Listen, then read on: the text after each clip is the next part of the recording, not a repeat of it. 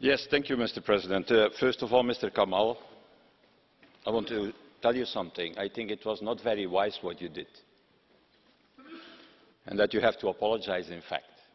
Because talking about Nazis as National Socialists and pointing the finger to the socialist group is an insult for all those social democrats who fought against Nazism.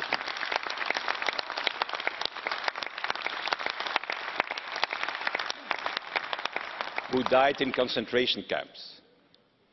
And I think it should be the best step from your side. I have to tell you, Mr. Grosstedt, thank you very much for your intervention. I think for 100%, more than even when Manfred Weber takes the floor, I agreed with you. 100%. And I think it's exactly what is the feeling in this House here.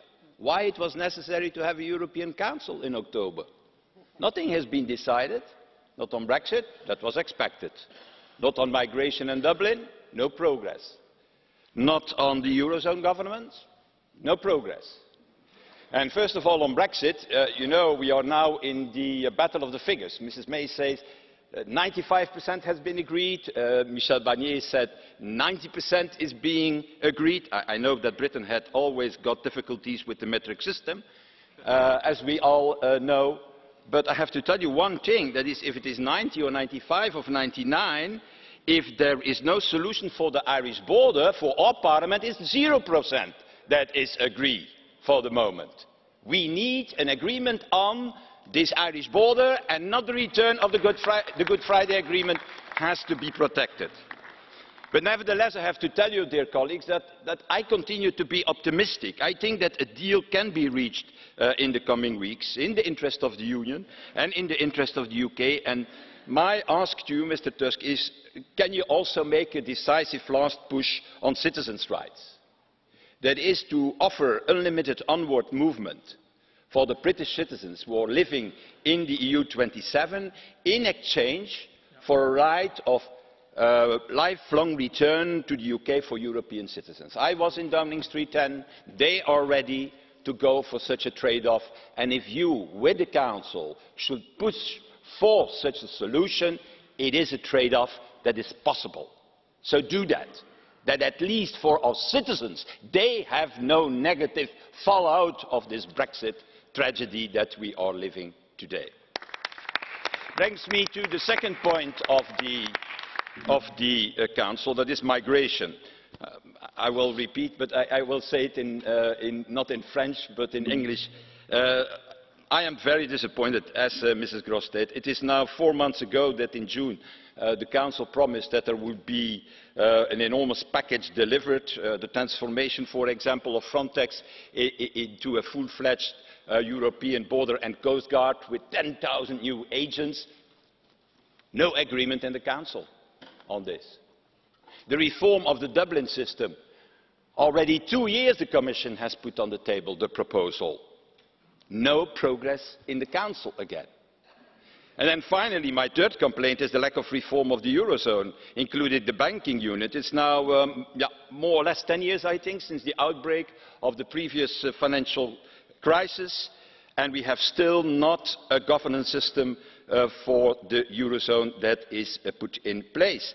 And nevertheless, we all know that there can be a next crisis. And this time not maybe in tiny sunny Greece, but in the 8th biggest world economy, and that's Italy. And we have a single bank, not a single pension fund or investment company in the whole world today that is not holding Italian bonds or securities. So let there be no misunderstanding. I think that the attitude of the Italian government, not following the rules of the Stability and Growth Pact, is completely irresponsible. But at the same time, I'm also saying that there is a big part of the responsibility on our shoulders in this strategy that is coming up. That is, where is the new governance of the Economic and Monetary Union to avoid such free-riding behavior as Italy, as the new Italian government wants to start now? Where is the new Minister of Finance for the Eurozone that could stop such a behavior? Where is the Euro budget? Where are the euro securities? And more urgently, if this sovereign debt crisis is in the coming months or in the coming year becoming a banking crisis, where is the resolution fund? How are we going to avoid in the eurozone a next bankruptcy, not only of the Italian financial sector, maybe of the whole European financial sector? So I really think that the attitude of your colleagues in the Council today is dereliction of duty, is sleepwalking to a new financial catastrophe that everybody sees before our eyes. So I have one ultimate question, Mr. Tusk, dear Donald. It's not directly to you, but you are responsible for it. That's the method. Is that the method really that will deliver? Coming together 4 times a year, 2 days, and the government leaders already waiting when it is Thursday that they can return to their capitals in Europe. I think the method is wrong. You need to lock them in a meeting room. No new clothes, no new underwear. No food. I should say. No new food, I have not said that. That should be torture. That is something different, Mr. Lambert. But it is necessary that you change your method. I was together with Jean-Claude Juncker in Nice. We worked 4 days, 4 nights, until 4 o'clock in the morning. And we came out not with the best deal that we have ever did, but at least we achieved it. Today, we are in the middle of a migration crisis. We are before a new financial tragedy in the 8th biggest economy of the world in Italy.